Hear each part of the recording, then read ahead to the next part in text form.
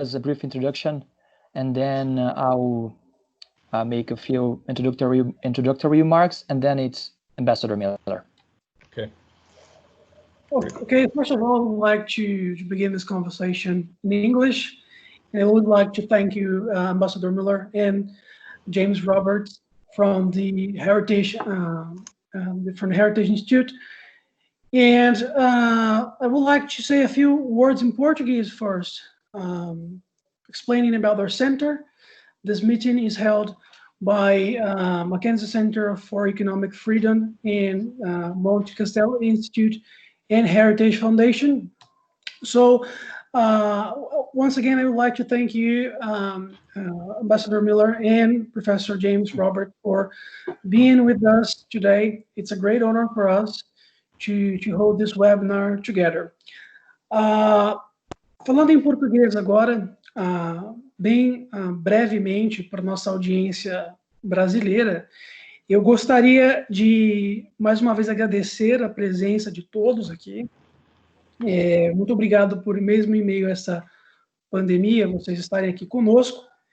Esse webinar é uma ação conjunta entre a Heritage Foundation, da qual o professor James Roberts e o embaixador Terry Miller fazem parte, do Centro Mackenzie de Liberdade Econômica e do nosso Instituto Monte Castelo, parceiro já de longa data nossa, com sede em Brasília, cujo presidente é o Gabriel, que alguns de vocês puderam ouvir falar aqui alguns minutos antes. Deixar um aviso para vocês que o Gabriel será o moderador, né? No Centro Mackenzie de Liberdade Econômica, nós somos o primeiro centro acadêmico liberal que também faz atividades de think tank no Brasil, né? Já é uma atividade conhecida nos Estados Unidos, mas no Brasil ela é recente. Nós somos pioneiros nisso lá no Mackenzie, e nós temos também 3 mestrados profissionais incubados nesse centro, né? Nós temos o mestrado em administração de empresas e gestão dos negócios, temos mestrado em economia e mestrado em controladoria. Ao final da apresentação, eu vou deixar os links para quem tiver interesse no próprio chat de acessar. Nós temos agora, no meio do ano, um processo seletivo, e o diferencial do mestrado profissional do mestrado acadêmico é justamente que nós temos chances de interação como essas, mais profissionais e mais voltadas ao mercado. For now, I'm going to let it to Gabriel to continue with this webinar. And thank you once again for being here, for the speakers and for the audience as well. Gabriel, to you.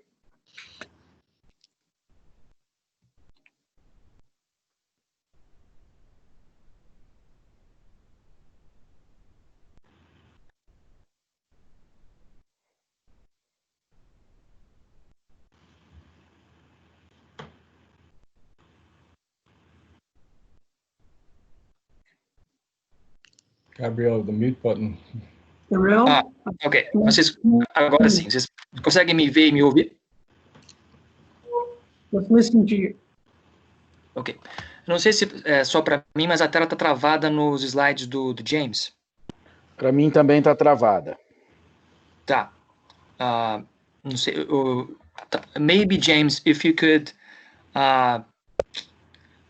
all we see right now is your presentation, so I guess you cannot start the presentation mode until you're actually speaking. Otherwise, we are going to see only the slides instead of the cameras of the people who are... I'll stop sharing right now. Okay, good. Great.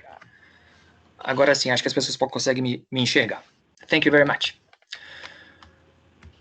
Bom, boa noite a todos. Obrigado a todos que comparecem a este evento virtual. Nós estamos começando, então, esse seminário online, a liberdade econômica no Brasil pós-pandemia. Eu quero agradecer ao Centro Mackenzie de Liberdade Econômica, que nos cede esse espaço. De alguma forma, são os nossos anfitriões virtuais aqui nessa plataforma. A Heritage Foundation, que tem aberto as portas para nós, para traduzir o Índice de Liberdade Econômica ano após ano.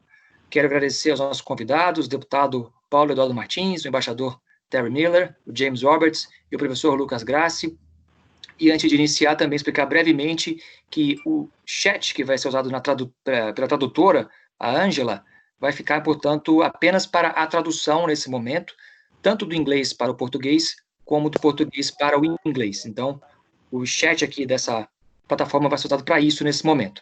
Então, nós pedimos que os participantes não usem o chat ainda, mas só mais adiante, quando nós abriremos para perguntas da plateia. Eu peço ainda aos palestrantes e participantes que deixem o microfone no modo mudo quando não estiverem falando.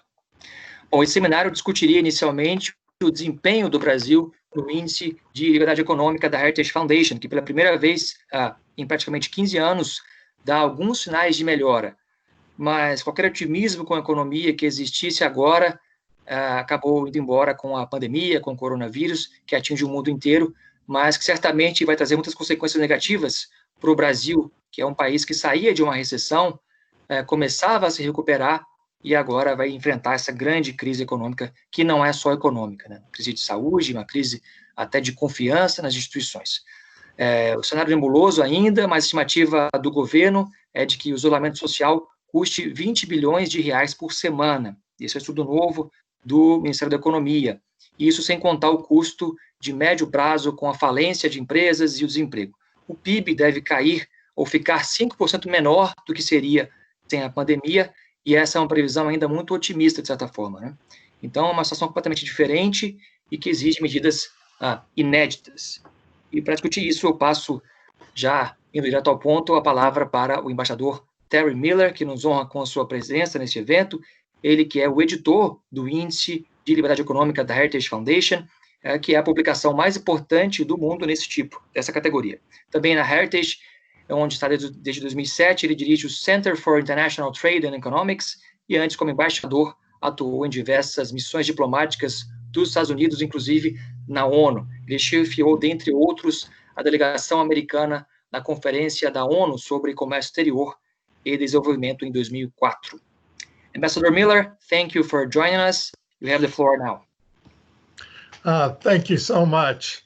It's really an honor and a pleasure for me to be here with you this evening, and I'm so grateful for all of the work that went into organizing this seminar.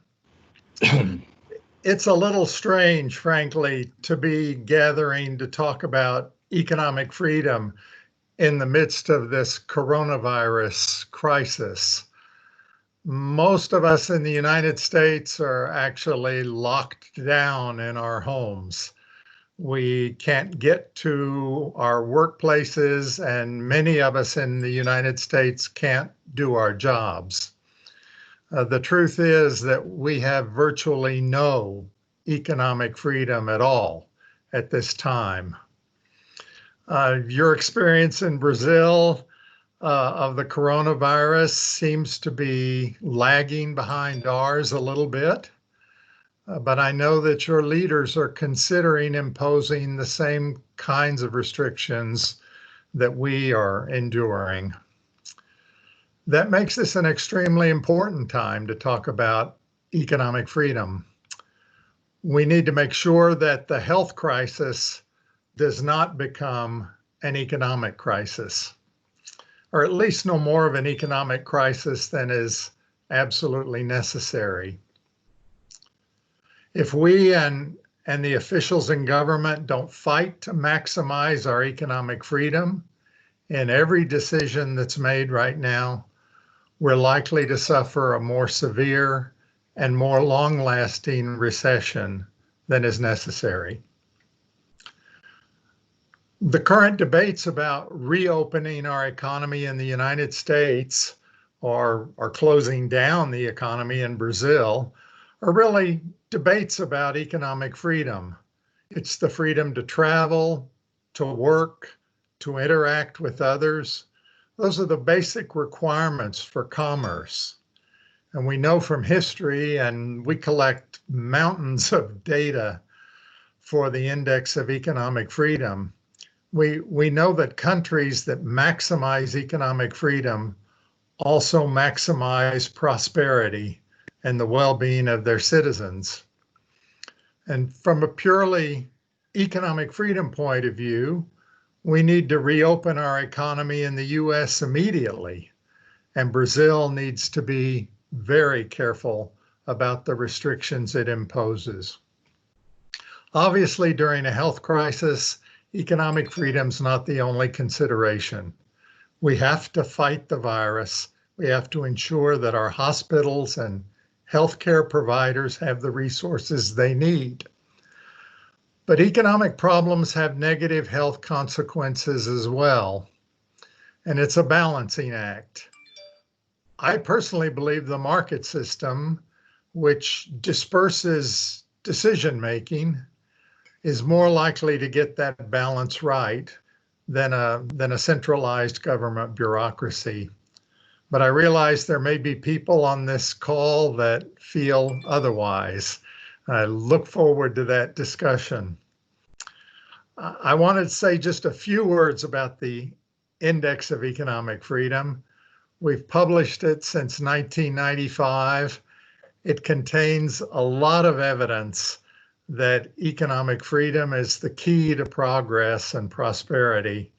The nations that score higher on our index do much better in terms of promoting economic growth and high levels of income for their citizens. So I'm going to turn this over right now to Jim Roberts to talk about the index in much more detail and specifically about where Brazil is in the Index of Economic Freedom. So thank you again for hosting this discussion, and I look forward to the rest of the evening. Thank you. Thank you, Terry. Muito obrigado a todos no Brasil, os meus amigos, e especialmente ao Centro Mackenzie, a São Paulo, e também Instituto Monte Castelo e Gabriel. Muito obrigado. Lamento que não falo bem português ainda, então vou continuar em inglês. But we're very, very happy to have this opportunity, as Ambassador Miller said, to have an opportunity to present the 2020 Index of Economic Freedom, about which Gabriel and I wrote in a paper that I'm sure is available through this webinar. So I thought I would just take everybody through our PowerPoint presentation, and then we can have our other commentators follow on. So can everybody see that? Not yet. Not yet. Let's see.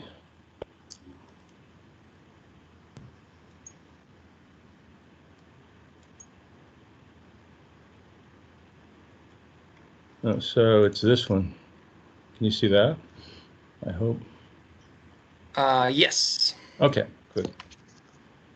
All right, so as Ambassador Miller said, this is our 26th year of doing the index. It is one of the flagship products of the Heritage Foundation. When we began, we had a partnership with the Wall Street Journal, and every year our index gets a huge amount of attention from the public, from media, from the international investment climate community, bankers, academics, politicians. And so we're delighted to have the chance to promote knowledge of our index in other countries. We cover 180 countries. We measure 180 countries in the world every year, and we also write up a few more that are not able to be measured for reasons of war and other problems. But what we have seen since 1995, which was in the aftermath of the end of the Cold War, has been a steady increase in economic freedom around the world. In fact, the Economic Freedom Index was started as a result of the end of the Cold War, which was a triumph for the West. It was a triumph for market democracy over tyranny and authoritarian communism. And although the West, and the United States in particular, didn't want to boast too much about the triumph, we did, our predecessors at Heritage and in other places, wanted to make sure that the American people and people around the world had an understanding of how prosperity has been developed so that it can be enjoyed by our citizens and our children, a higher standard of living. That standard of living, as you can see, is correlated with more economic freedom, that higher prosperity. You can see the Portuguese on the slides. And we can go back to any of the slides that you'd like to talk about. And once you have more economic freedom, you tend to continue to gain more economic freedom. And so within regions, within the Western Hemisphere, we see countries with more economic freedom vastly outpacing countries with very little economic freedom that were almost repressed in terms of GDP per capita, purchasing power parity. In the world, the Americas lag behind much of the world overall in terms of economic freedom. You can see the Americas are just above sub-Saharan Africa in terms of the group as a whole, and there are roughly 30 countries in the Western Hemisphere that the index measures every year. Europe still has commanding lead in the world with regard to economic freedom. So higher growth, economic freedom, the chance to avoid lost opportunities. Once you have more economic freedom and you get higher growth, then that is a virtuous circle that tends to feed on itself and produce greater and greater results. In countries that are lagging behind, which unfortunately includes Brazil in the last 12 or 14 years, have lost the opportunity to gain greater economic growth to benefit the citizens of Brazil. This economic freedom is very much correlated with the reduction in poverty. It is the best solution for poverty. The big government programs of leftist, center leftist governments that involve government taxpayer-funded development assistance programs don't work anywhere near as well as just changing policies according to our index criteria, and that will gain people more economic freedom, especially as it regards intense poverty. And I know in the northeast of Brazil, that's an especially difficult problem, as it is in other countries in Bolivia, other countries in South America and Central America. So this is, I think, important to focus on. The poverty intensity is much, much less in countries that are mostly free or moderately free.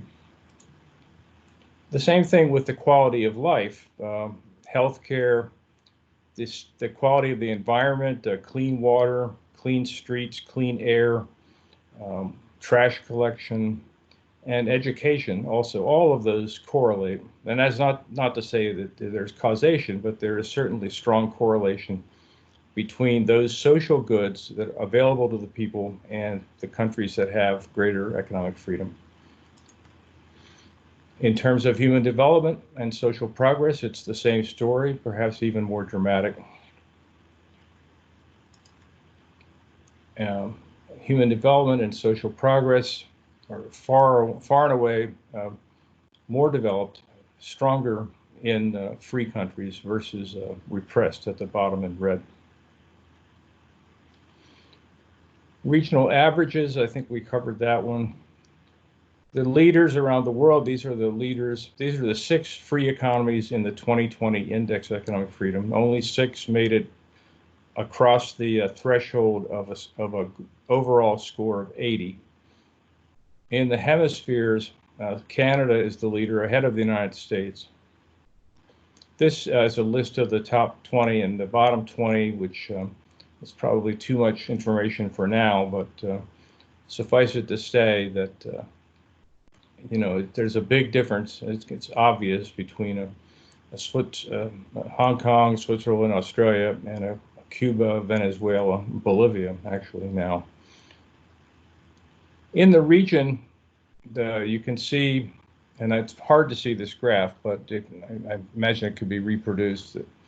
Unfortunately, Brazil and Argentina are tied for last place among the major Latin American countries. And with Chile at the top, where it has been for really many decades now, and then other countries trying to climb up, Colombia, Peru, and yeah, I think there's one more. Anyway, Mexico, yeah. Mexico is higher than Brazil. And I know that there has long been a competition in Latin America between Mexico and Brazil for sort of which one is the dominant power in the Latin American, area. And perhaps, possibly because Mexico acted to liberalize through the NAFTA and its proximity to the United States and the number of Mexicans living in the United States sending back remittances. For many different reasons, the institutions in Mexico, which are under stress, especially right now, but they have performed, I think, relatively better. Now we come to Brazil, and here we still see an unacceptable result for a country as great with as much potential as Brazil has, the largest country in South America. Still a score in the low 50s, mostly on free, lagging very, very far behind worldwide and also in the region. And so these are the challenges that I know that the current government has faced, has already recognized and got through the Brazilian Congress and Economic Freedom Act, and have already started an ambitious program of reforms through Paulo Guedes and others to change these policies so that this score will go up in future years. You can see the debt load in Brazil is very, very heavy. That's one of the worst scores in the world on the fiscal health, the debt as a percent of GDP, government debt. Government spending is also below the world average. The world average there is in the dotted black line. Same with the tax burden. And now, of course, in the midst of this pandemic and the response to it by governments, which are all, including the United States, maybe especially the United States, are spending tremendous amounts of money, borrowing, printing money to respond to this crisis, which will all have to be paid back one way or the other. And so in the short term, these scores for Brazil and government size are probably going to get worse. But as I think I mentioned to Gabriel, this is a good time for Brazil and for the administration and Congress to do things, make policy changes that don't cost money, but that could set the stage for a stronger recovery once the world and Brazil reopen, by strengthening the institutions of the rule of law, strengthening property rights protection, the effectiveness and transparency and honesty of the courts, and continuing the fight that I think President Bolsonaro was elected to do against massive corruption that occurred in Brazil when the other side was in power for so long. On the other two pillars, we have the four pillars: rule of law and government size, and the regulatory efficiency. How well does the government regulate the economy and to produce the best prosperity results? And then how open is the country to outside foreign trade and investment, and also of international banking. And in these areas, Brazil does relatively better, although the labor freedom score is still depressed below the global average. These 12 indicators and four pillars use data we draw from worldwide credible international sources such as the World Bank and the International Monetary Fund, the World Trade Organization, the United Nations. We use data from the Economist Intelligence Unit and from the U.S. government. And both Ambassador Miller and I were diplomats at the State Department for many years, and both of us worked on producing the sort of data that we do look at in part when we do this index, because it is worldwide and it's considered to be arm's length in terms of being disinterested third parties looking at countries. So these are the sort of the highlights of the index and of the report this year on Brazil. The audience can go to this heritage.org/index for more information in English. on Brazil and on all the other 180 countries that are measured. There are interactive features and the ability to download information. So with that, I think I will end the PowerPoint presentation and turn it over to my colleagues in Brazil. Thank you. Thank you, James. Obrigado, James, que é o responsável pelas sessões de Estado de Direito e Liberdade Monetária do Índice de Liberdade Econômica da Heritage Foundation. Antes disso, ele também trabalhou no Departamento de Estado americano e ele também tem um mestrado em Economia por Yale e MBA pela Universidade de Pittsburgh. Também esteve no Brasil algumas vezes, conheceu a Amazônia, conheceu São Paulo, conheceu Brasília, sabe bem como funcionam as coisas no Brasil, inclusive as coisas que não funcionam, né? As coisas que não funcionam tão bem. Eu passo, então, a palavra agora para o deputado Paulo Eduardo Martins, ele que é deputado pelo PSC do Paraná, está no segundo mandato e é um dos parlamentares, um dos 24 avaliados com nota 10 no ranking de plenário 2020 do Instituto Monte Castelo. Ele também é jornalista de profissão e exerceu essa profissão em uma das principais emissoras do Paraná por alguns anos antes de ingressar na vida política. Deputado, obrigado por estar aqui conosco nesta noite e seja bem-vindo, o senhor tem a palavra. Boa noite, Gabriel. Boa noite, Lucas Freire. Boa noite, embaixador James Robert. Boa noite, Perry. E é uma honra poder participar, poder estar com vocês, para a gente debater essa situação, fazer essa análise da liberdade econômica, progresso, essa relação, e também da nossa situação no Brasil. Eu estou pessoalmente muito frustrado com o momento em que nós estamos passando. Era a primeira vez que nós tínhamos um governo, desde o Brasil republicano, pelo menos, que nós tínhamos um governo que tinha convicção de que era preciso reduzir o tamanho do Estado. Até então, isso jamais tinha ocorrido. Com o golpe republicano, foi concentrado o poder nas mãos daqueles que tomaram o poder lá ainda em 1889. Depois vem a Revolução de 30, com o governo fascista de Getúlio Vargas, e aplica aquela concepção de que tudo é através do Estado, tudo para o Estado. Depois o regime militar, que também tem uma mentalidade tecnocrata e que se arvora na autoridade de resolver os problemas, e em seguida, todos os anos, o governo de esquerda, né, desde o PSDB ao governo do PT, apesar de no governo do PSDB teve alguma abertura. E então isso explica razoavelmente a nossa posição no ranking. É claro que há outras razões históricas mais profundas, mas que acho que não é o momento aqui, porque isso demandaria muito tempo. Então é a primeira vez que nós tínhamos um governo que era assumidamente liberal, assumia mesmo que tinha que abrir mão de poder, que tinha que desburocratizar da segurança regulatória, que tinha que se desfazer de estatais, e nós fomos abatidos em voo. As reformas estavam começando a ocorrer, nós fomos muito bem-sucedidos ao realizar a reforma da Previdência, foi a reforma mais ampla já feita na história. Mesmo o governo Lula, com todo o apoio parlamentar, e até com aquele apoio parlamentar corrompido que eles construíram, eles não conseguiram aprovar uma reforma da Previdência tão grande quanto essa que nós conseguimos aprovar, e na sequência já vinha a discussão sobre a reforma tributária e também, principalmente, sobre uma reforma federativa, que o nosso problema federativo é uma das origens de todos os nossos males.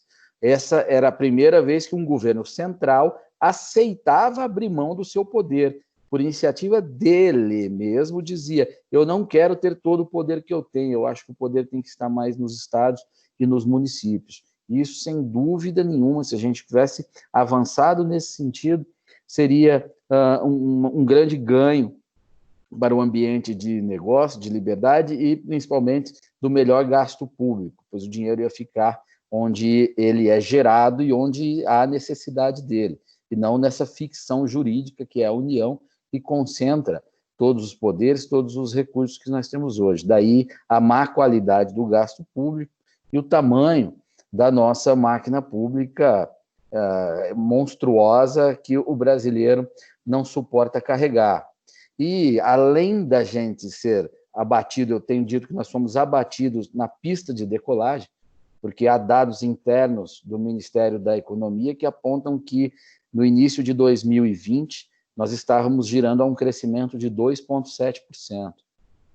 E mesmo sem ainda colher os ganhos efetivos da reforma da Previdência que nós aprovamos, que geraria aí algo em torno de R$1 trilhão em economia nos próximos 10 anos, além de uma série de outras questões regulatórias, como a lei da liberdade econômica, que houve esse avanço, a reforma no INSS, que inclusive eu fui o relator daquele marco legal, enfim, havia também uma mentalidade no Congresso muito propícia a isso. Nunca antes, na República, provavelmente, nós tínhamos uma base liberal que entende que a redução do Estado é o caminho, tão ideologicamente sólida e até tão numerosa, apesar do número ainda ser pequeno, mas antes não havia.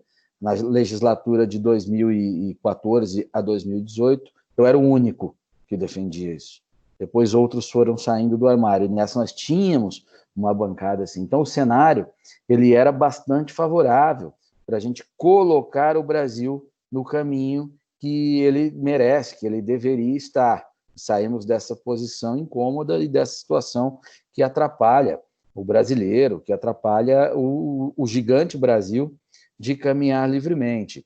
E, enfim, com a pandemia, isso foi, vamos dizer, praticamente revogado, e agora o nosso desafio é evitar que iniciativas que eu entendo como autoritárias sejam colocadas em prática, que se tornem leis, inclusive permanentes, porque muitas delas já são, já existe até leis, mas com marco temporal ou de iniciativas precárias de prefeitos e governadores. Isso está acontecendo no Brasil inteiro, né?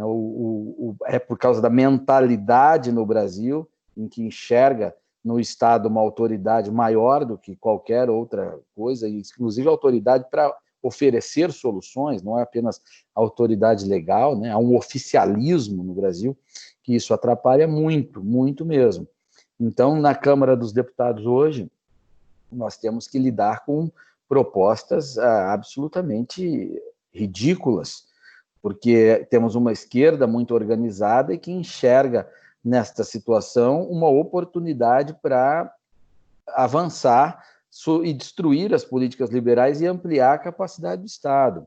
Nesta semana mesmo foi apresentado um projeto de lei que impede a privatização de estatais durante a pandemia. É claro que isso é permanente para depois, é sempre uma estratégia. Hoje o senador José Serra já apresentou um projeto que é para tornar aquele auxílio emergencial de R$600, transformá-lo num projeto de renda universal, permanente, ou seja, com gastos enormes para sempre, o que vai exigir um Estado tributando cada vez mais. A Câmara mesmo aprovou, há poucos dias, uma ajuda aos estados e municípios que praticamente criava um seguro arrecadação para os estados e municípios bancados pela União. A União garantiria que a arrecadação de 2009 se repetiria em 2020. Ela era asseguradora disso. Ou seja, para bancar isso tudo, vai tributar, vai se endividar, vai ter que pagar juros mais altos, porque ninguém vai comprar título de um país que está se endividando tanto, tem mais dificuldade. Então, é muito delicada a nossa situação, muito mesmo. O momento não ajuda em nada, é um reverso, um caminho reverso que nós estamos tomando e tentando, há pessoas tentando impedir que isso ocorra, né? Por isso que há um risco muito grande, porque não é só você fazer escolhas sobre a fórmula que dá certo ou a fórmula que não dá certo. Quando nós estamos falando de uma democracia, com as suas tensões políticas e a sua ambição pelo poder de grupos, o maldito populismo acaba se sobrepondo a qualquer solução que seja melhor ou pior. Isso é secundário. O populismo, como chegar para as pessoas que estão desempregadas hoje ou na iminência do desemprego e dizer eu vou garantir uma renda universal para você daqui para frente, ele pode render voto. Então, voto rende poder. E aí vira uma corrida pelo poder. E qual grupo apresenta a proposta mais danosa para o país, na verdade, para que ele obtenha apoio popular? E então essas ajudas, esses gastos governamentais que estão sendo estabelecidos, eles podem tornar-se permanentes e isso vai destruir todo o esforço que nós já vimos fazendo, inclusive o esforço da aprovação da reforma da Previdência, como eu já disse, a reforma mais ampla aprovada em toda a nossa história. Então, para mim, é absolutamente frustrante. Eu que fui um dos parlamentares que mais defendeu a reforma da Previdência, que acreditava nisso, neste caminho de austeridade fiscal, estou vendo o descalabro acontecer sem ter muito o que fazer, sem ter as totais condições de agir, porque os acordos em torno das ajudas, das benesses estatais, são muito mais atraentes do que bancar a nossa austeridade fiscal, a redução do Estado, bancar a ideia de não perdermos o trilho em que estávamos. Então, se nós temos problemas históricos que nos colocam num Estado muito grande, burocrático, amarrado e centralizador, nós temos também um problema de um vício de origem da democracia que imprescinde de um compromisso ético em fazer a escolha daquilo que é o melhor para o país. Como nós temos no Brasil uma crise moral, este compromisso ético não existe. Está havendo apenas uma luta pelo poder, e a luta pelo poder, naquele que não tem ética nenhuma, o populismo é um atalho fantástico. E as propostas populistas sempre acabam custando muito e terminam em ampliação do Estado. Esse é o nosso drama, Gabriel. Obrigado, deputado, pelas colocações. Realmente existe muito a ser debatido e daqui a pouquinho, logo depois que o Lucas encerrar a participação dele, nós vamos abrir para perguntas da plateia. Então, as perguntas serão feitas pelo chat, mas por enquanto o chat fica apenas para a tradução. Então, passamos a palavra ao Lucas Freire, o Lucas que é professor e pesquisador do Centro Mackenzie de Liberdade Econômica, doutor pela Universidade de Exeter, no Reino Unido, onde também foi professor, que também deu aulas na Universidade de Plymouth, também no Reino Unido, e foi o vencedor do prêmio Michael Novak, concedido pelo respeitado Acton Institute, aqui nos Estados Unidos, em 2018. Lucas, por favor, fique à vontade. Eu agradeço o Centro Mackenzie de Liberdade Econômica, o Instituto Monte Castelo, Heritage Foundation, pela organização desse seminário. Queria cumprimentar a todos, né, embaixador Miller, colega James Roberts, deputado Eduardo Martins e Gabriel Arruda. A minha apresentação vai um pouco no sentido do que o deputado coloca, porém, do ponto de vista de alguém na Torre de Marfim, né, que tem a esperança de que isso se traduza em algum impacto fora da Torre de Marfim. Um período de crise é um período de oportunidade para os governos aumentarem o seu controle sobre a população e a economia. E tem uma literatura vasta que mostra isso do ponto de vista histórico e também político, né? Por exemplo, o livro Crisis in Leviathan, de Robert Higgs, e alguns outros livros. Mas a história econômica do Brasil traz um outro lado, uma outra perspectiva. Pelo menos desde a democratização pós-regime militar, houve sempre algum debate entre mais intervenção do Estado ou desintervenção. O Estado tentar recuar um pouco no aumento do seu poder. Então, pode ser que uma crise seja também um período fértil para ideias criativas, no sentido de liberalizar a nossa economia. Nós vimos isso na transição, por exemplo, de Sarney para Collor, No plano real, quando houve o pacote de privatizações, feito de uma forma problemática, mas pelo menos com essa inclinação, o próprio primeiro governo Lula da Silva conteve elementos de liberalização da economia e o governo Temer de transição. Também é preciso mencionar, como o deputado mencionou, várias ações durante o primeiro ano, principalmente, da administração atual. A liberdade econômica vai ter mais chance de ser implementada de forma positiva no Brasil, com bons resultados, se o país passar por um processo de desregulação e de reformas após a pandemia. Foi isso que o colega James Roberts mencionou, que são medidas que não vão custar dinheiro público, mas vão ter um impacto muito positivo no longo prazo. Mas será que isso é realista ou viável? E aí, a minha opinião como observador das questões políticas é que depende da prioridade do governo, junto com aqueles que o apoiam, porque seria compreensível se o governo meio que deixasse de lado uma agenda de longo prazo, de liberdade econômica, porque essas medidas têm um resultado mais claro somente depois, provavelmente depois das eleições, né? Então, do ponto de vista político, isso seria compreensível, mas do ponto de vista econômico, seria uma pena.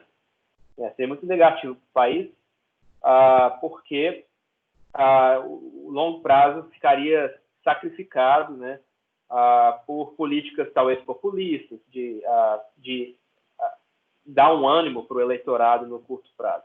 E esse dilema é uma ilustração do cabo de guerra que acontece em toda crise entre intervenção e desintervenção, podendo oscilar entre os dois como um pêndulo. Bom, tendo dito isso, nessa apresentação, o que eu quero falar não é uma análise de perspectivas eleitorais e coisas do tipo, mas é pressupor que desregulação e reformas são chaves para a liberalização da economia do nosso país após a pandemia. Como fica esse cenário? Quais são as sugestões? Para dar continuidade à liberalização da economia brasileira, o governo vai ter que cumprir dois objetivos principais. Tá? O primeiro deles é reduzir o estrago causado pela crise econômica ainda durante a pandemia, mas certamente tentar trabalhar com resultados depois. E o segundo objetivo é vencer a tentação de sacrificar o longo prazo da economia na procura de soluções ilusórias de curto prazo e que violam a liberdade econômica. E lembrar ao ouvinte, talvez, que nós estamos diante de um desafio de imensas proporções que é reconhecido, né, pelos técnicos ao redor do mundo. No dia 13 de maio, a SPE, né, Secretaria de Política Econômica do governo, chamou a crise atual num relatório de um dos maiores desafios de política econômica já enfrentados pela sociedade brasileira. O boletim macrofiscal também da SPE, divulgado esse mês, né, pela equipe coordenada por Paulo Guedes, projeta uma queda no PIB brasileiro em 2020 de mais de 4,5%. Então, isso é muito alarmante. A previsão também é de um IPCA muito baixo, né, abaixo de 2%. Em termos de alívio, melhor, o que dá para fazer? Tem algumas variáveis de curto prazo que podem ser afetadas, né, mas o principal seria no longo prazo. Em algumas ocasiões anteriores, eu já ressaltei que existe mais de um fator causando essa crise. E o governo só tem alguma chance de melhorar um número limitado de fatores. A própria SPE reconhece que parte do problema da economia brasileira é causada pelo cenário externo. A China vai importar menos, do mundo inteiro, inclusive o Brasil, que é um grande parceiro. Isso é um choque negativo. A bolha da economia americana, que vinha numa alta artificial, gerada por inflação de moeda e crédito, estourou. Com o susto da pandemia, o mercado financeiro viu que a alta histórica não tinha muito fundamento e o pânico levou à venda maciça de ativos. Obviamente, o Brasil, como parte da economia global, fica prejudicado também. O preço do ouro decolou, né, indicando a percepção de alto risco por parte dos investidores. Muito dinheiro foi tirado do Brasil e por isso nós temos o dólar nas alturas. Tudo isso é impacto negativo do cenário externo do Brasil. Do ponto de vista liberal, o Brasil podia fazer algumas coisas, mas muito pouco.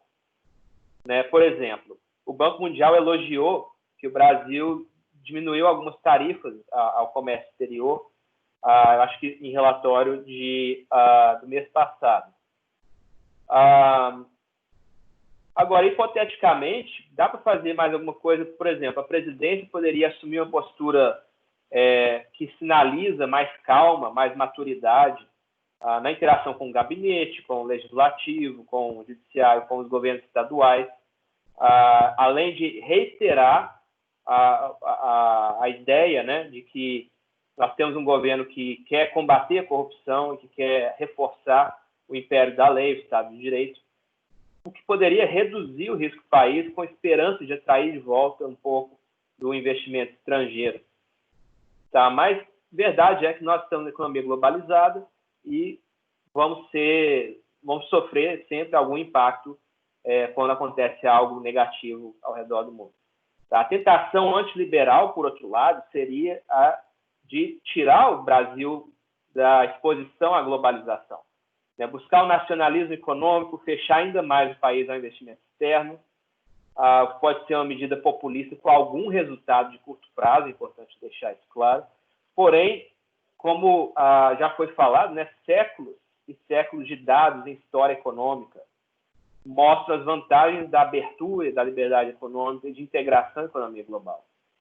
Então, é importante contar isso, é não deixar as ideias nacionalistas e antiliberais minarem o longo prazo da nossa economia. Agora, no cenário doméstico, dentre os fatores no Brasil que causaram ou agravaram a crise atual, nós temos possibilidades reais de mudança com algum impacto promissor.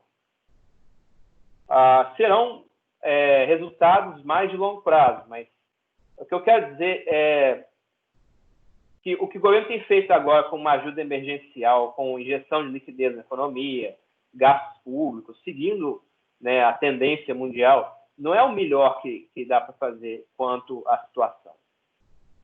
Pode haver algum alívio imediato, mas isso sempre, no futuro, a economia cobra a conta. Isso cria alguns bolsões temporários de prosperidade de setores escolhidos pelo governo para poder injetar moeda e crédito, algumas ilusões de que certas indústrias vão conseguir sair bem ou estão fazendo aquilo que é correto fazer do ponto de vista até de gestão, de estratégia. Por exemplo, agora já se fala no governo ser parceiro de companhias aéreas, né, o que vai custar muito dinheiro, que talvez sinalize para essas companhias que elas podem continuar sendo ineficientes, não estar preparadas para um momento de emergência como esse. Então, pode gerar um certo risco moral também. Tá? E tem um problema que é típico, né, de países em que as instituições são, como se diz na literatura, extrativas, porque quando o governo fala que tem um bolo que vai ser fatiado, né, os lobistas vão fazer fila, porque o governo assumiu para si a responsabilidade de distribuir privilégios. Né? Então, as pessoas vão ficar com R$600 aí da ajuda de emergência, mas grandes grupos empresariais bem articulados, né, vão atrás da captura de renda, né, chamado rent seeking. Tá? Isso não é um problema só de países em desenvolvimento, mas principalmente em países como o nosso. Agora, por sorte, no Brasil, o volume e as condições, as condicionalidades para essa ajuda de emergência, que vão acabar, pelo menos no plano original, né, daqui a uns 3 meses, isso limita mais essas medidas do que nos Estados Unidos e na Europa, onde o volume disso não tem precedente histórico. Tá? Então, essas políticas de curto prazo não são a chave para recuperar a economia brasileira. E tampouco são medidas liberais que podem ser adotadas. Então, o que nós podemos buscar? Temos que olhar para fatores mais estruturais. A crise atual, em parte, é análoga a um choque negativo causado sobre a atividade econômica por exemplo, uma guerra. Embora o capital físico não tenha sido destruído por bombardeios, etc. Mas, de resto, nós temos uma economia que, já pelo próprio risco de contaminação do vírus, produziria menos, consumiria menos. Um choque negativo teria ocorrido naturalmente do lado da produção, por conta do aumento, por exemplo, do custo de operar, com o possível impacto da doença na força de trabalho, as adaptações que os locais de trabalho teriam que fazer, os escritórios, no comércio, para evitar a contaminação, para não mencionar perturbações na cadeia de suprimentos. E também do lado do consumo, obviamente a preferência dos indivíduos mudaria, eles passariam a demandar menos alguns bens e serviços e mais outros bens e serviços. Teria que haver algum ajuste dos negócios para trazer algo de valor para essa nova preferência do consumidor. Mesmo sem lockdown ou quarentena, haveria uma retração natural da economia, o que é mostrado, por exemplo, na redução do volume de turismo, de compras, mesmo antes em outros países, né, serem interrompidos por decretos governamentais de atividade econômica. Quando as forças de mercado vão se reconfigurar por conta de choques assim, não tem só uma crise, mas tem uma oportunidade incrível de ganho para aqueles que estão empreendendo, estão alertas à oportunidade de reajustar a essa nova situação. Também pessoas que vão reinventar sua carreira para sair de um emprego que não tem mais futuro na nova situação e vão para uma outra linha de negócio. Bom, nessa situação, é importante ter um bom ambiente de negócio que permite enxergar essas oportunidades e agir com rapidez em relação a essas oportunidades. Oi? Desculpa. Então, aqui entra um ponto importante, que é uma economia travada por regulações e um péssimo ambiente de negócio. Essas oportunidades de buscar o ganho não podem ser bem exploradas. Então, como resultado, a economia leva muito mais tempo para se recuperar. Então, travar a economia ou continuar com a economia travada por esses obstáculos retarda cada vez mais a sua recuperação. E é exatamente isso que nós temos no Brasil, de longa data. E as políticas estaduais e municipais durante a crise têm piorado ainda mais a situação. Por exemplo, para não ficar no abstrato, né? Controle de preços, que não permite subir demais os preços, dependendo do produto. Planejamento central dos burocratas para listar quais atividades são essenciais, quais que podem continuar funcionando, outras não. Uso de orçamento de emergência sem licitação. Então, tudo isso dificulta, sem contar que algumas dessas políticas têm também dado margem à corrupção e minado o império da lei, ou a igualdade diante da lei.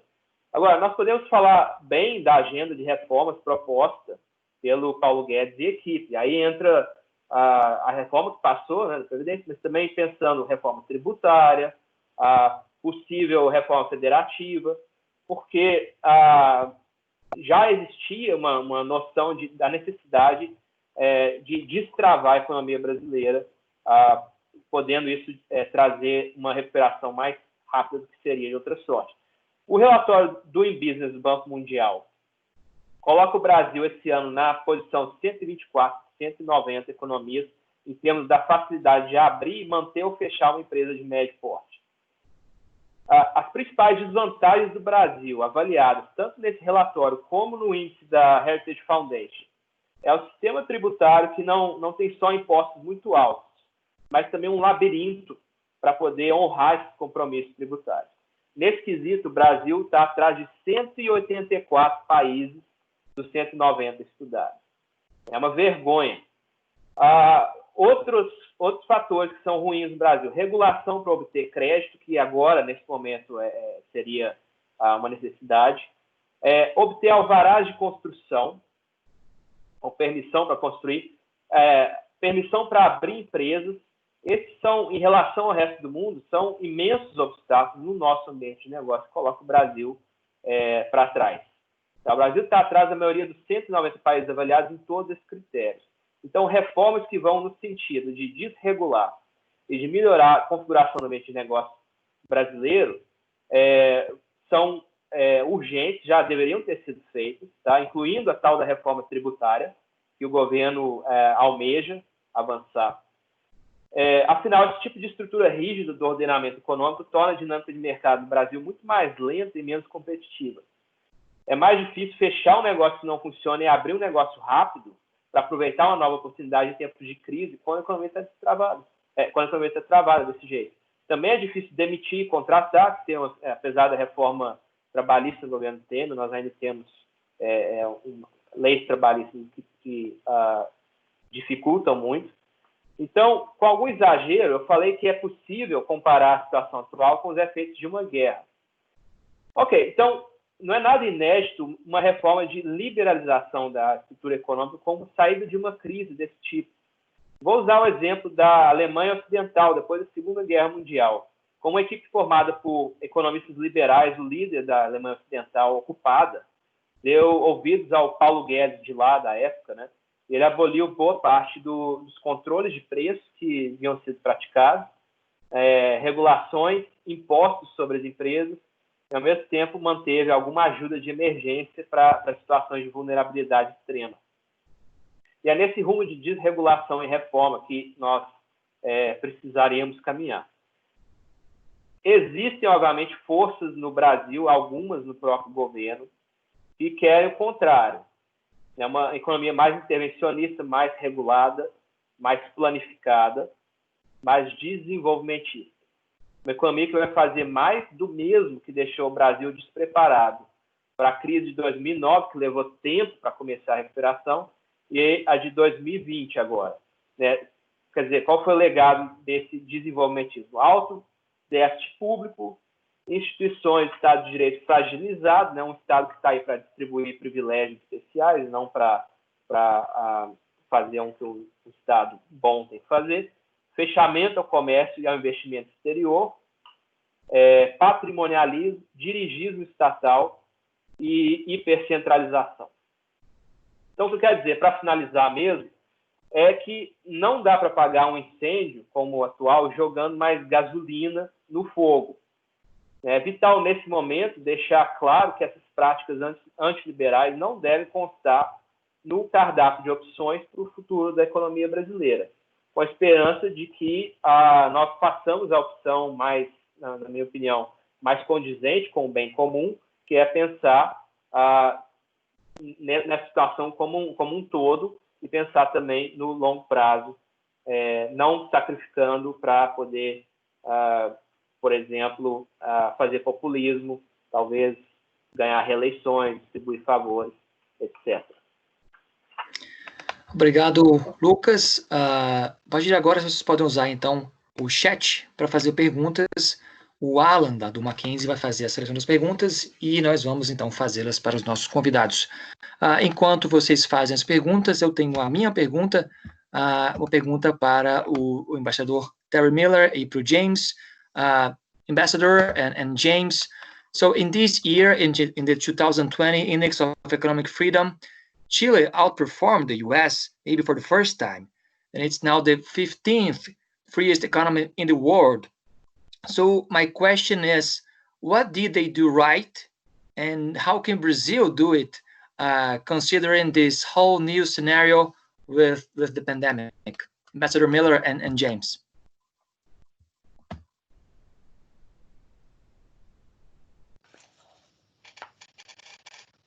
Yes, well, thank you very much. Chile has consistently been a good performer in our Index of Economic Freedom, and the 15th place they had this year is not by any means the best score they've ever had. Chile has been in the top 10 in our index in the past. The United States, unfortunately, fell way down in the index this year to 17th place, and we're not happy about that at all. And I'm afraid we're going to go even lower in the coming years because of the massive spending that our government is undertaking and the massive debt that we're taking on in the United States. And of course, we're all going to be experiencing a recession probably. And one of the most unfortunate parts of this is that, of course, none of our governments have particularly good data about the coronavirus and the impact of it and what kinds of policies are achieving the best results. But the preliminary data that we have shows that the countries are, in my country, the individual states that have most locked down or closed off the economy are not really doing any better in controlling the disease than the states that have left things open. And again, I would say there's a lot we don't know, but what that means is that there's a lot of self-inflicted economic pain here that our governments are imposing on us. And I think that's going to be one of the biggest lessons that comes out of this later on. There are clearly some things that can be done right away in all of our countries. I looked at Brazil, for example. The average tariff rate is over 8%, the average applied tariff rate. And that means your consumers are paying a lot more for the goods and services that you import than is necessary.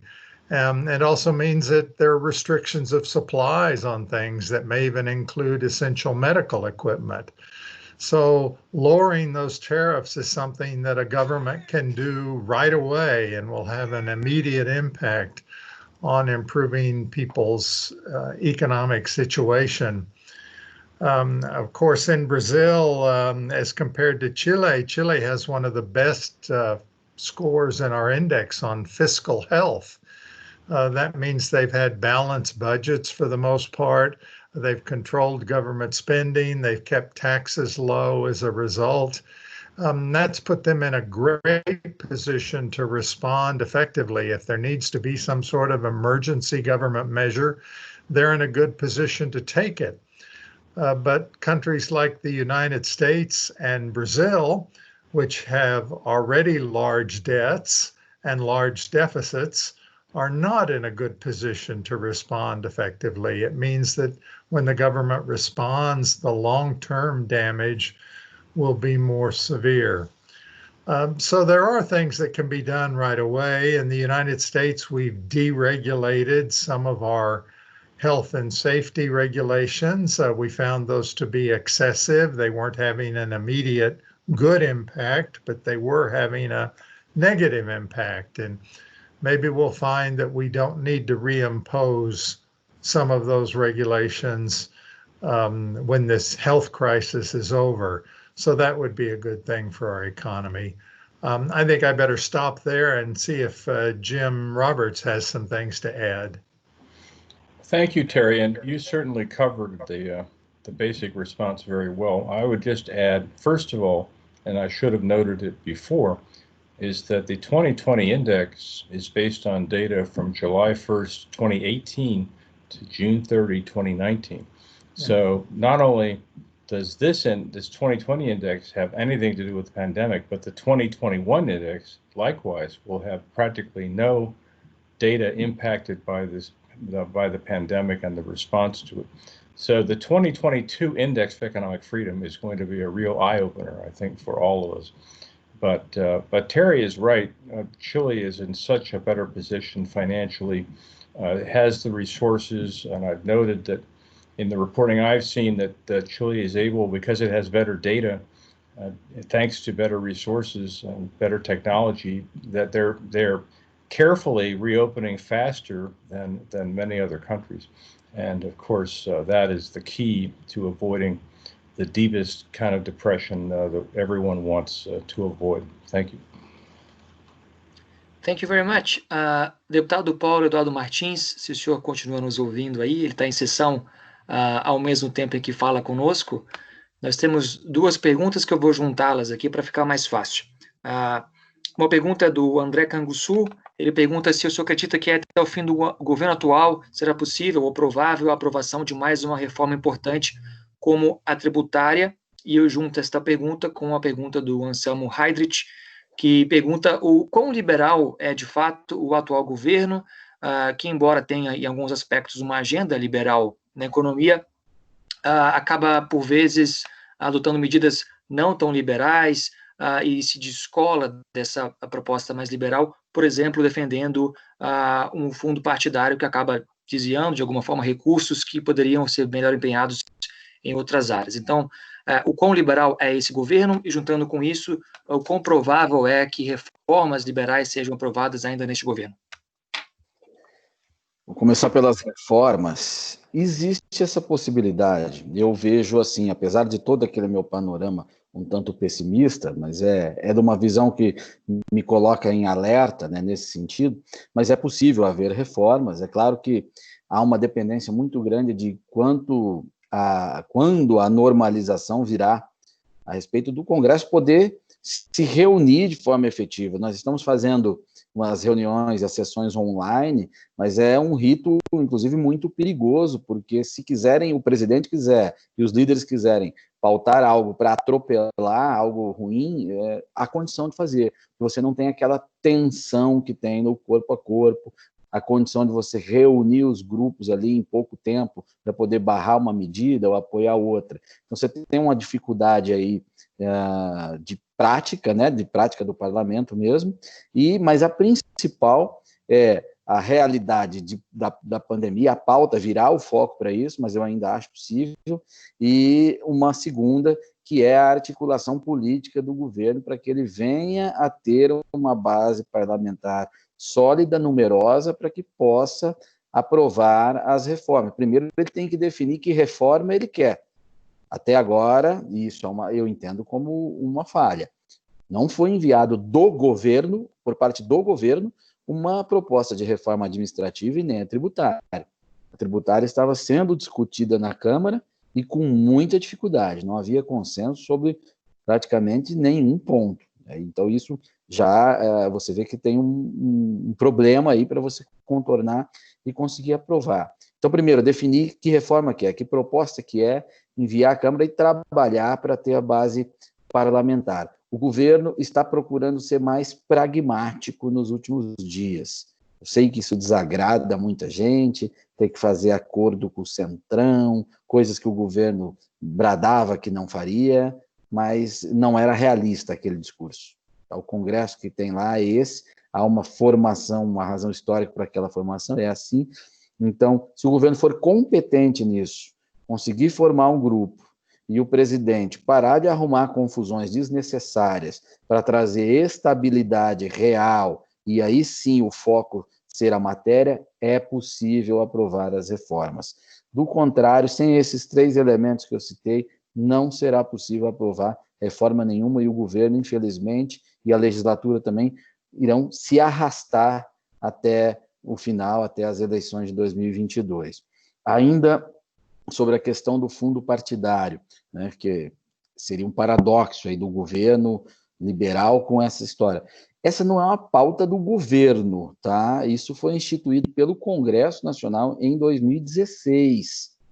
E agora o que houve foi a redefinição do valor do fundo, que seria até maior, o governo até forçou um pouquinho a mão e ele ficou um pouco menor, mas é muito delicado para o governo intervir numa pauta dessa, onde ele pode, aí sim, desagradar todos os partidos que têm hipótese de apoiá-lo, e aí tem um problema definitivo. Por isso que o governo não se meteu, é assim que eu entendo, o governo não se meteu nessa pauta para tentar mudar isso. Essa história só vai ser modificada com pressão social. Essa é uma pauta de sociedade, de rejeição do uso desses recursos, desse sistema. Eu mesmo sou autor de uma PEC que veda o financiamento público para partido e para eleição e libera o financiamento privado, pessoa física ou jurídica. Liberdade, quem tem dinheiro coloca se quiser, se não quiser não coloca e assim vai. É uma sociedade que tem condição de definir o que quer. Mas é preciso focar para isso andar, é preciso que nós tenhamos condições, paz institucional, paz política, para que o assunto seja esse. É assim que funciona para você aprovar uma grande mudança numa democracia, num congresso complexo, né? Você tem que contaminar aquelas pessoas todas, no bom sentido, com aquela ideia. Aí é possível, como foi a reforma da Previdência.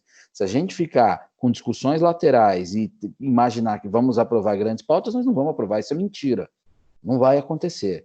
É por isso que eu tenho tido um posicionamento bastante contido de buscar apagar incêndio, ser bombeiro, para a gente ter essa condição de relação institucional, de paz política, para poder aprovar essas grandes medidas. Obrigado, deputado. Nós temos duas perguntas do professor Lucas, que eu vou juntá-las também. Professor Lucas, duas perguntas sobre o que será do Brasil depois da pandemia. Tanto socialmente quanto economicamente, o país provavelmente não será mais o mesmo. O que é possível esperar tanto do tecido social, das relações sociais depois da pandemia, quanto da desigualdade que tende a aumentar? São as perguntas da Tássia Mello e do Vinícius Siqueira. Aí é uma questão empírica, né? Os dados vão ter que ser coletados, mas que dá para prever. Nós temos um Estado que prometeu muitas coisas, historicamente, nós acreditamos nisso e paramos de fazer sociedade civil. Não tem mais caridade, não tem mais filantropia, não tem mais comunidade se organizando para resolver esses problemas. Nova York Samaritan's Purse, com doação privada de milhões de dólares, montou um hospital do nada. Isso é uma entidade de caridade religiosa, por sinal, para atender pacientes, trazendo leite. Quer dizer, eu não vejo isso acontecendo no Brasil antes e muito menos depois. Agora, que está ficando claro que todo mundo quer que o governo seja o grande salvador de todos, né? Pode ser a esquerda, que pensa mais na contraposição ao governo federal nesse momento, ou pode ser quem acredita que o governo federal é o que vai trazer a grande mudança que o Brasil precisa.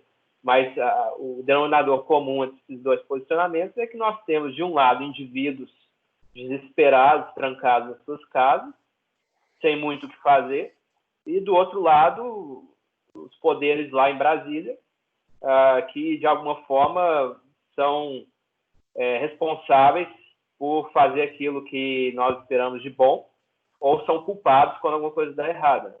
Então, isso é preciso que haja uma batalha no campo das ideias antes, para acostumar a população à ideia de que nós não temos só indivíduos de um lado e governo do outro. Isso é muito perigoso, não ter nada entre nós e o Leviatã, né? E aí tem uma tradição muito rica de liberalismo clássico que mostra, né, que sociedade civil é importantíssima. Então, essa é a parte do tecido social, né? Eu gostaria de ver um renascimento, né, das associações intermediárias, da sociedade civil, entidades sem fins lucrativos, cada uma com o seu papel no nível local, que, por sinal, né, é o nível que está mais perto dos problemas em cada situação. Do ponto de vista de desigualdade, você mandou todo mundo na favela ficar trancado, sem saneamento básico, etc. Obviamente, né, isso vai acentuar o problema. O que fazer a respeito? Eu continuo achando que pintar papel colorido não é criar riqueza, né? Então, esse negócio de injetar moeda e crédito na economia, uma hora a economia vai cobrar a conta, seja via inflação, algum aumento de impostos na frente, seja criando uma bolha contraproducente que vai gerar algum emprego agora, mas depois vai quebrar porque não são investimentos viáveis, ou toda a dinâmica negativa que vem quando você usa redistribuição de renda, né? Então, isso, obviamente, numa democracia, pessoas com visões diferentes vão ter o fórum para discutir isso, né? A política está aí para decidir em termos de fins, quais são os fins que nós queremos. Nós queremos mais igualdade ou não. Eu acho que buscar igualdade não deve ser o fim supremo. Outras pessoas discordam de mim. Mas o economista pode olhar para a situação e prever os problemas que acontecem quando você acha que injetar moeda e crédito na economia é a solução, ou redistribuição de renda é a solução. O ponto dessa conversa que nós estamos tendo aqui é que a evidência histórica de séculos como os historiadores econômicos mostram, e como o índice tem mostrado já por algumas décadas, é que economias mais liberalizadas, com instituições fortes, com Estado de Direito, com direito de propriedade, com igualdade diante da lei, nos levam a um caminho muito mais provável de resolver esse problema, inclusive o problema da desigualdade. Eu acho que no slide tem uma correlação entre liberdade econômica e maior igualdade.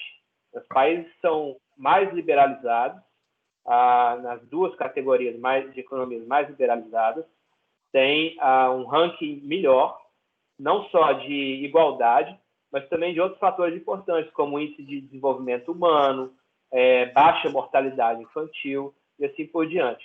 Então, isso para mim que é o essencial. No Brasil, é praticamente ilegal para o pobre empreender. Por quê? Ele tem tanto obstáculo, tanta burocracia, tanta taxa, tanta intermediação que tem que ser feita, que ele vai ficar fora do radar, ele vai ficar na informalidade. Se você legalizar o empreendedorismo para o pobre no Brasil, você já vai estar caminhando bastante. Existe um estudo do Hernando de Soto para o Peru, né, que mostra o impacto que é você esclarecer os direitos de propriedade sobre o endereço que as pessoas têm na favela, onde quer que seja, para elas poderem obter crédito, começar um negócio próprio. Isso tem um impacto muito grande no desenvolvimento das populações mais pobres. Eu me preocupo mais com a pobreza do que com a igualdade em si. Outras pessoas têm outros valores, vão enfatizar outras variáveis aí, mas eu não me preocuparia com isso como um fim em si mesmo. Obrigado, Lucas. Uma pergunta antes da rodada final, a pergunta do Julian para o James Roberts. So, James, how do you think and how big do you think will be the impact of the pandemic in the next year? Maybe not next year's, but 2022 index and 23. How bad should be the world average and the scenario after this pandemic? We can assume economic freedom will go down in the next 2 or 3 years. Is that true? That certainly seems to be the case, and certainly what we think. Massive spending and borrowing everywhere. And I guess the one piece of good news out of that is that everyone will go down.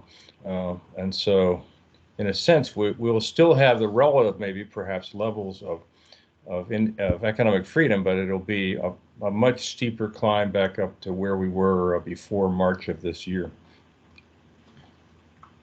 Great. And following up on that, if we do everything right, if Brazil does everything right for the next 5 or 6 years, how far can we go? How much can we improve in the index?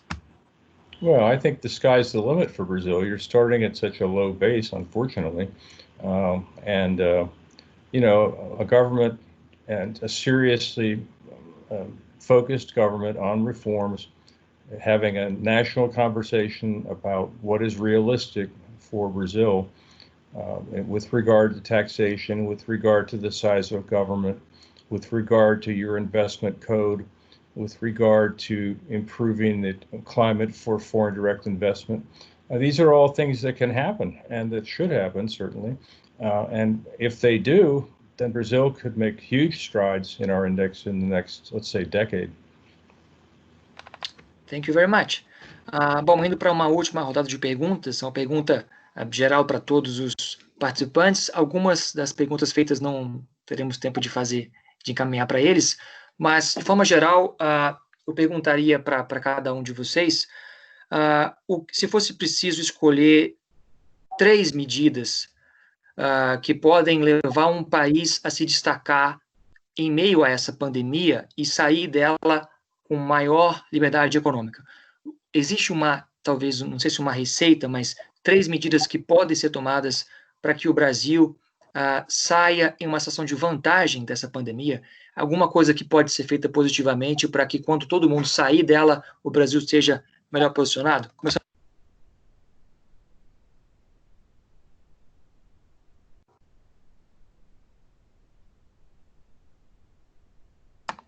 Acho que tivemos uma pequena falha aqui. Professor Lucas, me escuta? Se não, eu passo para o deputado Paulo Eduardo. Tá, eu quero enfatizar a desregulação. Por exemplo, sem controle de preços, nós não teríamos a falta que vários produtos fez nas estantes.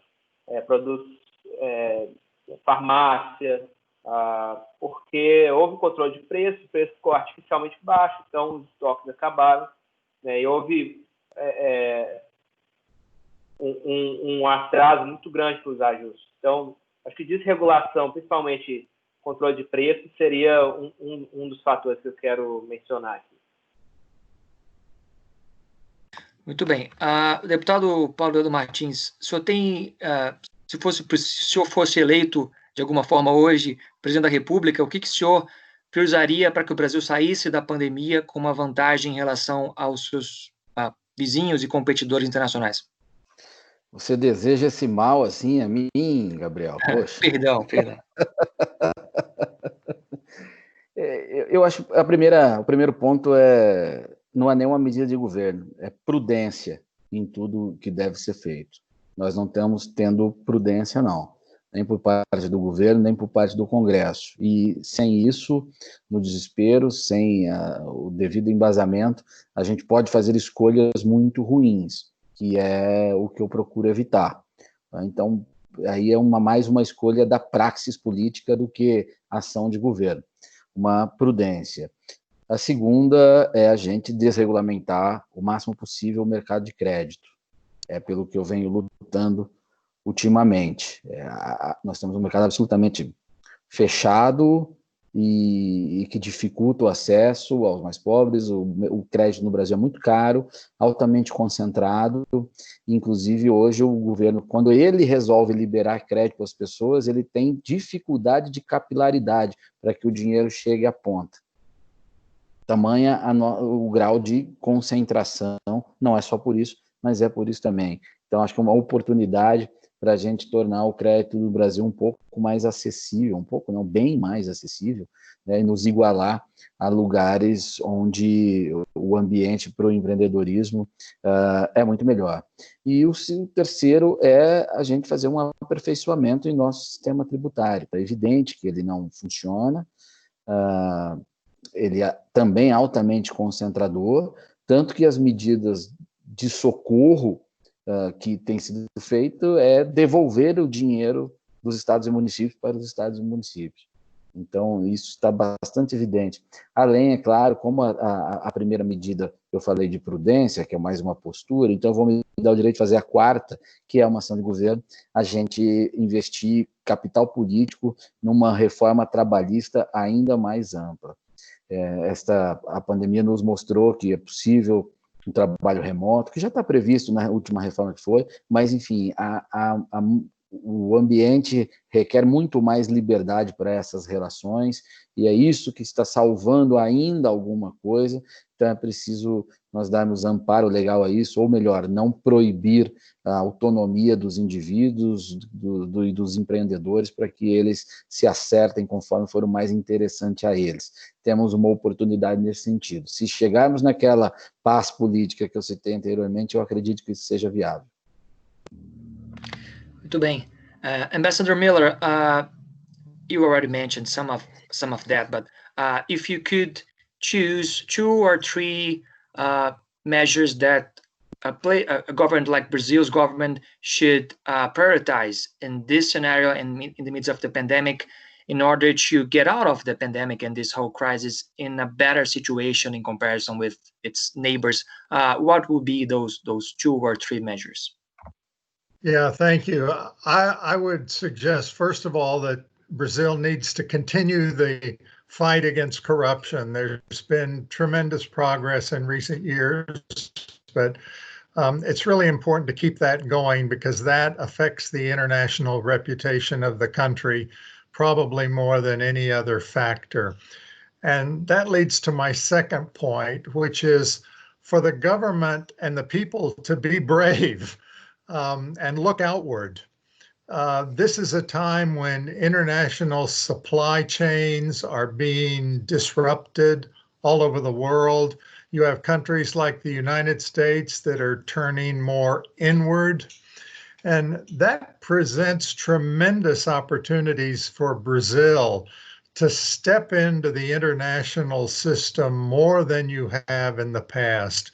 You're already a big trader, but you can be an even bigger trader and capture those markets in the United States or Europe or other places around the world that other countries are withdrawing from. So I think there are tremendous opportunities if you open your trading system, open your financial system, reduce your investment regulations and controls. That could provide a tremendous influx of resources into Brazil and really put you at a different level going forward than you have been in the past.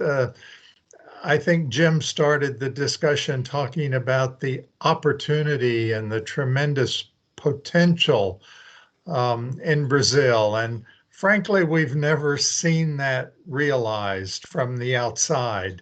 But there's no question that potential is there. You have great human capital, great physical capital, great resources in the country. And we all want to see that utilized to the highest level. Thanks. Thank you very much. So, James, I know you believe we are at the beginning of a new Cold War between the US and China because of the pandemic and China's reaction to the pandemic. How can Brazil take advantage of that, maybe becoming a closer and bigger commercial and trade partner with the US? Well, good question. Of course, there's debate about whether it should be called a Cold War, but in any case, it is certainly a very sharp adversarial relationship now between the US and China. And really, the Western world has been challenged by the Chinese Communist Party all over the world. And it's going to require some coordination and some agreement among the market democracies on how to protect ourselves and how to diversify away from dependence on China for some commodities that where the rest of the world has stopped producing them. And that, of course, opens up, big possibilities for a commodity producer like Brazil, and not just commodities, but manufactured goods with a lower wage. Brazil, Mexico, other South American countries that have closer proximity to U.S. markets and Canadian markets. This is going to present great opportunities. And so it's hard now to see exactly how this is going to fall out, but it's already happening, and there's already a great amount of debate in the United States Congress about how to go forward, especially with regard to critically important materials for healthcare, medicines, and for manufacturing of high technology goods. So these are all areas that I'm sure people in Brasilia and Sao Paulo and Rio and elsewhere, Porto Alegre, are also following and making plans to exploit these new market opportunities. Thank you very much. I'm not sure, não tenho certeza que minha câmera tá aparecendo, mas antes de encerrar, eu queria lembrar que se você se inscreveu no Simpla para participar desse seminário e quer um certificado de participação, fique atento ao seu e-mail, que lá no e-mail a gente vai mandar informações sobre este certificado. Bom, com essa última pergunta, nós encerramos, portanto, este seminário online, mais uma vez agradecendo ao Centro Mackenzie de Liberdade Econômica, a Heritage Foundation, aos nossos convidados. Thank you, Ambassador Miller, James, obrigado, deputado Paulo Eduardo Martins, professor Lucas e a Ângela, nossa tradutora. Obrigado a todos que participaram.